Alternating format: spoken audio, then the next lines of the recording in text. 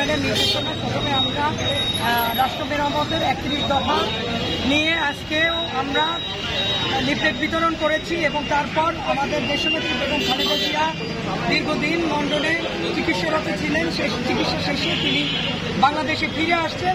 তারই আগমন উপলক্ষে আমরা আনন্দ মিছিল করেছি, শুভেচ্ছা মিছিল। এর মাধ্যমে আপনারা সাধারণ জনগণের মাঝে কি মেসেজ দিতে চাচ্ছেন?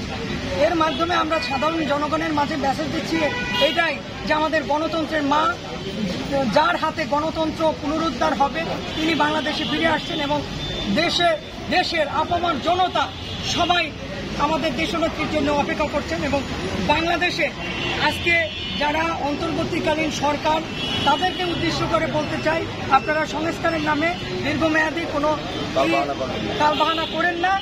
অতি সত্বর একটি নিরপেক্ষ নির্বাচনের মাধ্যমে জনগণের ক্ষমতা জনগণের হাতে তুলে দেন এবং আমাদের দেশনেত্রীর হাতেই আগামী দিনের গণতন্ত্র ফিরে আসবে এবং বিএনপি এবং আমাদের দেশনেত্রী এবং তারেক রহমান আগামী দিনের সংস্কার তাদের হাতেই হবে ইনশাআল্লাহ।